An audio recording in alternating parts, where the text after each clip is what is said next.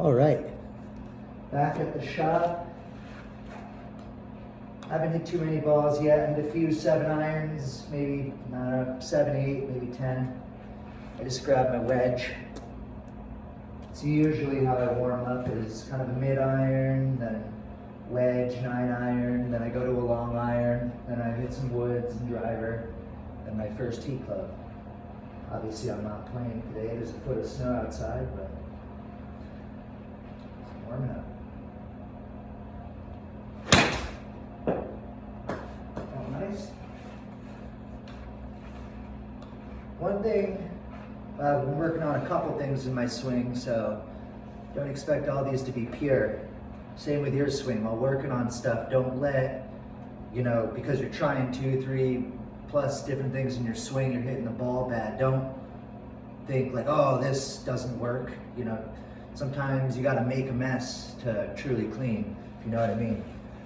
But so the alignment stick is my ball.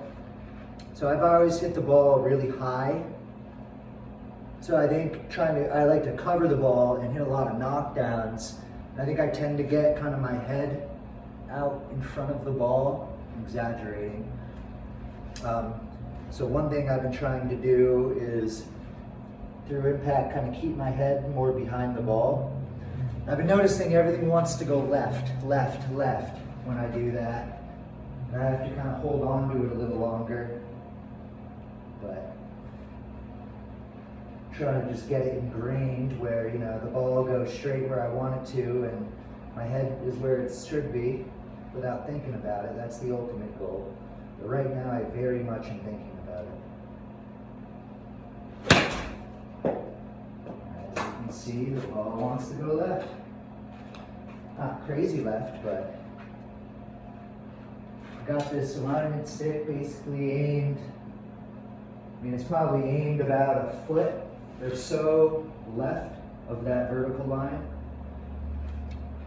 That's the trick. Too many people, they'll line their feet up at the target as opposed to a parallel line to the target. That's the secret. It's not at the target, because you want your ball line at the target, or at your intended start line, where you want your ball to start. But your feet and everything are just parallel to it. Alrighty. Less talking, more golfing.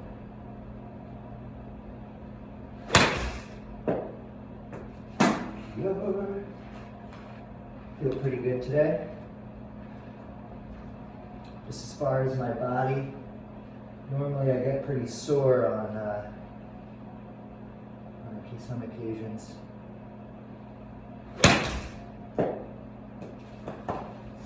Let's go to a long iron. Who wants to see the wedge all day? You want 3 or 4? Let's go 4-iron.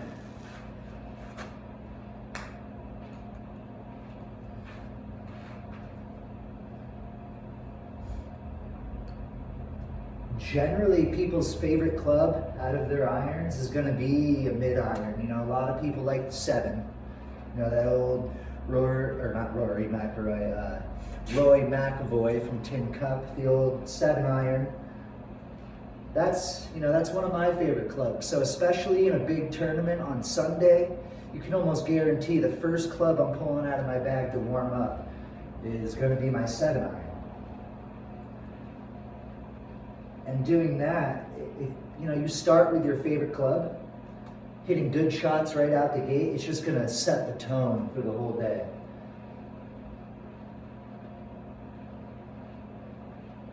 All right.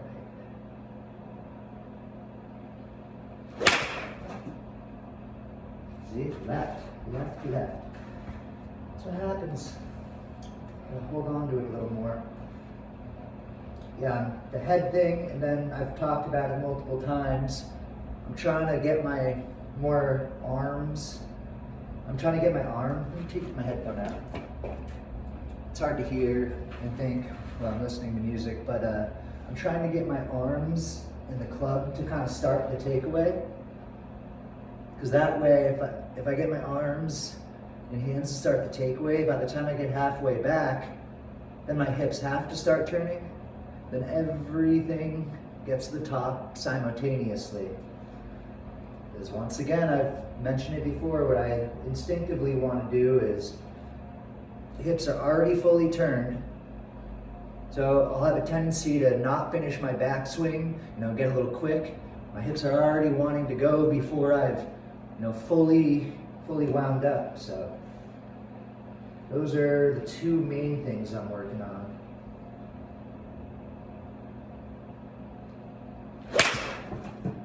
But like I said, you don't want to overthink on the course. So, on the range or whatever, yeah, have 15 different swing thoughts, different positions you're trying to hit. But really on the course, it's best if you can just, Tiger describes it as blacking out. And I feel that because in some of the tournaments I've won and, played some of my best golf, I almost don't even remember. I was just kind of on autopilot, doing my thing. Like I said, I stick to my pre-shot routine, which is basically standing behind the ball. I'm visualizing the shot I want to play, the shot shape, everything. I pick my spot in front of the ball where I want, about a foot to 1 to 3 feet in front of the ball, somewhere out here. I pick a little something, a little blade of grass or whatever that's on the line I want to start my ball. Then I just line my club face up to that, and I build my stance around that. Get comfortable. I almost draw a line similar to the way I visualize in putting, kind of from the ball. And I'm kind of seeing, say I'm playing a little cut, I kind of look up. Don't stand up like this. I see a lot of golfers, they're all over the ball, then they stand up and look, and they go back down. They stand up and look. Get cozy over the ball where you're in your address. Just let your head turn. You don't move any of your body, you don't move your body at address. You just need to turn your head, kind of just draw that line in your mind's eye. Kind of back and forth. I'll take one look, back at the ball, just kind of, getting loose, getting to that perfect position. One more look at the target. Cozy. Fire. Of course, when I'm not explaining it, it goes by a little quicker. Oh, who's calling me? My buddy's calling me. I really want to talk to him right now. I thought he was here. He's an old friend of mine. He's a good guy. Likes to drink a little too much. So, not necessarily wanting to go bum around today. Gonna ignore that call.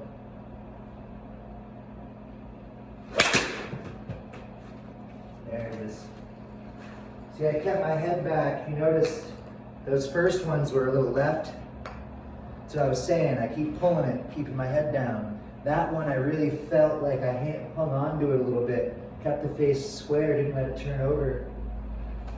Through impact. It was right on the button. Right on point. Of course, pure.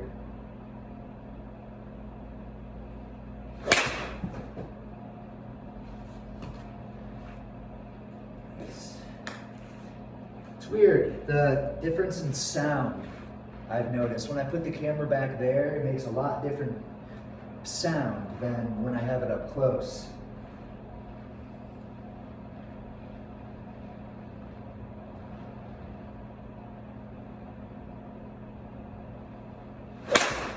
Oh, beautiful. That was terrible. I mean, if I was just, teeing off on a par 4 or something, I would have got away with it. It was just a little thin.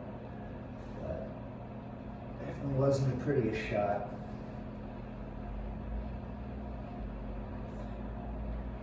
Like I said, don't expect to always hit it good when you're working on things.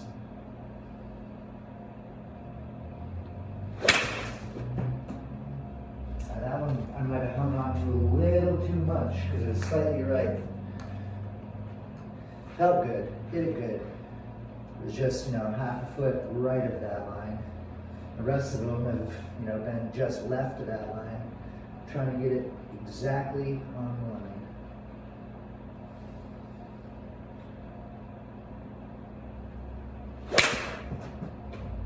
Close. Maybe 4 inches left. 6 inches, maybe.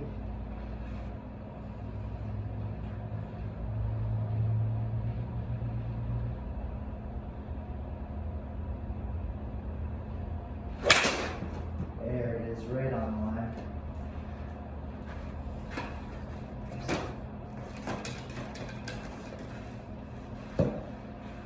One thing I've noticed, a few of my friends who are kind of beginners with golf. Sorry, I was doing something, distracted.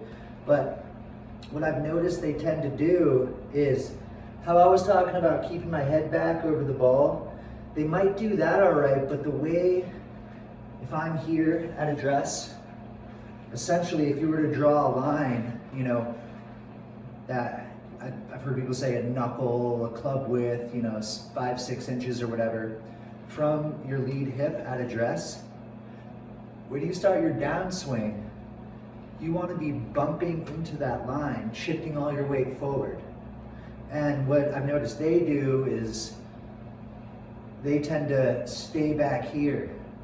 Then, you skull it, hit it fat, nothing good comes from it. So it's good to imagine, that wall just in front of you, or take a club, a stick or whatever like I'm doing, you can imagine that kind of shift forward. And that'll seriously help your ball striking. And something else that I often do is just a little, rehearsal on the course or whatever, is when you're taking your practice swings, well, I guess there's a couple things. When you're taking practice swings and just, kind of brushing the top of the grass, for one, always take practice swings. And I think it's good to develop kind of what I'm doing, this back and forth. I see a lot of people, their practice swings are just like, that's not a practice swing. You're not practicing anything. You're practicing something totally different than your golf swing. But when I take practice swings, it might not be exactly the same as my swing, but I'm just trying to feel loose and square. I might even overswing a little bit in my practice swings. Get a little John Daly action going. That's one thing. But the real tip is, if you're struggling with ball striking, brush the grass over and over again and look at where the club hits. Try to hit the exact same spot on the ground every single time. Just brush the grass. And for those of you who struggle to make ball first contact, then a divot, a lot of people try to make a divot and they hit it fat, they hit behind the ball, obviously. So what I'll do a lot, let's move some things, is on those practice swings where I'm trying to brush the grass, without manipulating my body too much, I try to exaggerate that forward divot. So I'm almost trying to get the club to brush the grass up on my front foot or even in front of my front foot. And just learning to get the club to hit, up here. Rather than a lot of people in their practice swings, they're actually hitting way back here. Again, they're just doing these little things, not even really practicing their actual swing. But every time they do it, they're hitting off their back foot. But then of course they're, when they actually go to hit the ball, their ball position's closer to middle. And it's like everything you're doing in your practice swing is just setting you up for failure like that. So don't take your practice swings for granted. There's a reason it's called practice swing. Because you're practicing for your real swing. So I might, take some practice swings. Again, I'm trying to hit not necessarily where the ball is. I'm trying to hit up here, up near my front foot, more where like your driver ball position would be. Set up to it. Give it a whack. I think that'll help a lot of people. That one tip about, getting that rhythmic kind of pendulum practice swing, trying to brush the grass up near your front foot and hit the same spot every time. And then carry that feeling over, with all your irons and stuff. And you're gonna have a lot better contact because you're gonna be hitting the ball, then the ground. You never wanna hit the ground, then the ball, or you never really wanna pick the ball too much just off the ground without hitting it. Because then you're not gonna have any spin. If you're swinging kind of leveling up on the ball and you don't even hit the ground, it's not gonna be that good of a shot. You can't play good golf like that. So learn to compress the ball and get your divots out in front of the ball. Just like that. That felt real nice. When you're practicing, you can almost try to do the pro thin, as I call it, the pro thin or the pro skull. So most people skull the ball because they're trying to come up on it and just totally miss the ground. And most people know, when pros hit, or when a good player hits, they're catching ball, then their club is going down, creating a divot. Well, what I call the pro thin or the pro divot is when you catch ball, but your divot is actually too far in front of the ball. So it comes out like a sculled shot or a thin shot, but it was closer to proper technique because you still took a divot. That's why I call it the pro skull. But, yep. All right, shut up, hit some 4-irons.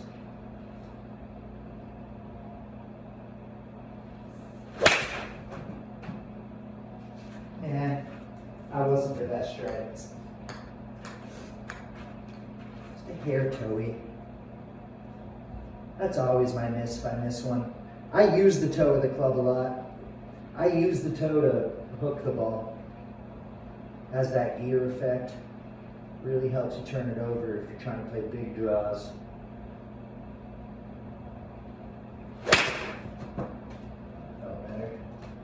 Not that I'm trying to play draws, but when I am, I often, when I say I try to hit the toe, I don't mean, if this is where I normally hit it, I don't mean I'm hitting it over here.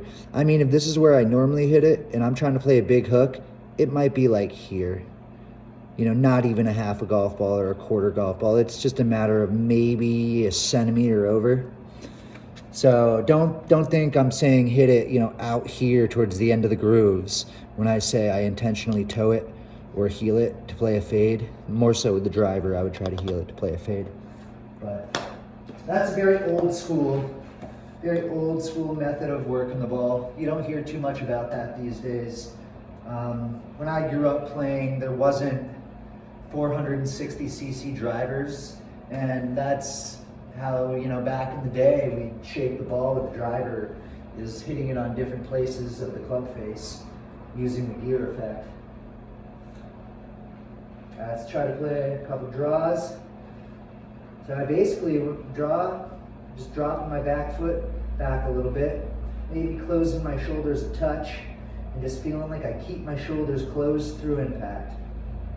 My lead shoulder stays pointing at where I want my ball to start.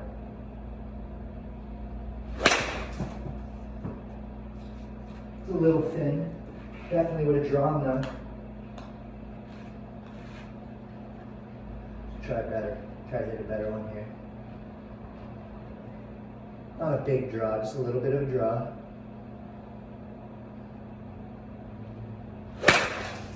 Much better. That was perfect.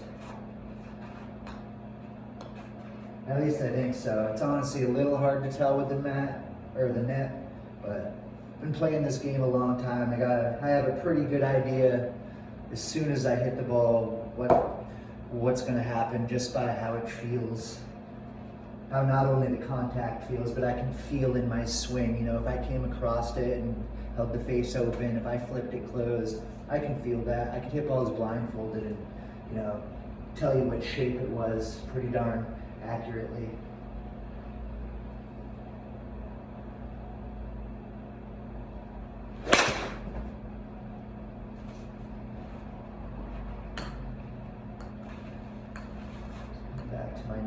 straight ball. Straight ball that favors a cut.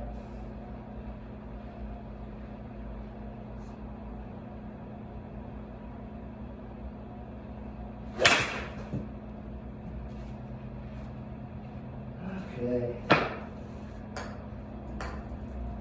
And these balls are crap. They're all pop lights and shag balls.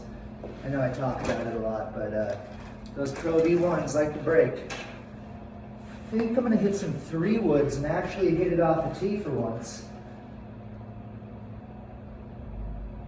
This tee is just really high. It's not so bad with a 3-wood, but trying to hit an iron off this tee feels too high for me. I mean, I even see pros tee it this high sometimes, but I've just never been a high tier of the ball. And even often when I'm teeing off on a par 4 with an iron or something, if it's a tight fairway, I just don't even use the tee. You know, I'll give myself a good lie, or I might even do the old, you know, bump the grass up a little bit just to create a little bit of a tiny mound, almost like an organic tee to put it on. But I've just noticed I'm more accurate without a tee. So that's what I've done for years.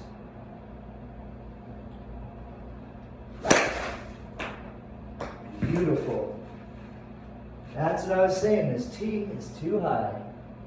All right, you can't swing down on it. Holy cow, that, I almost made an idiot mark. Beautiful. I told you, if I hit a bad shot, you're gonna see it. Hitting lots of bad shots today. All right, I'm not gonna try to get down on it as much as I normally do.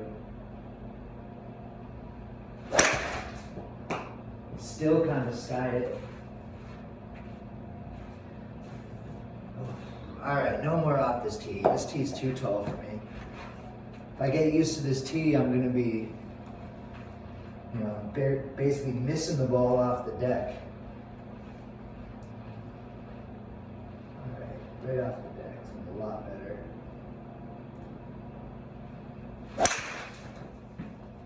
Yep.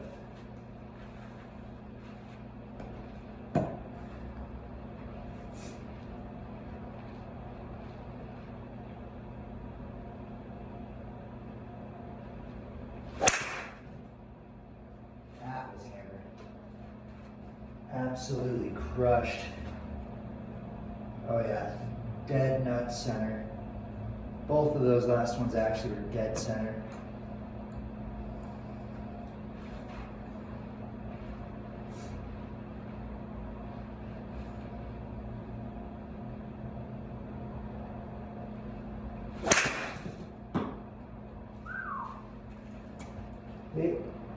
Told you it was that high tee. Doesn't look high on the camera, but it's just too damn tall. And what I've noticed with these rubber tees, because I had this extra long driver one, if you try to trim it short, the way that the top is designed, it's cupped in a little bit to hold the ball, but if you try to trim it, the ball won't stay on top very well. Or else I'd, you know, shave it down a half a centimeter or so.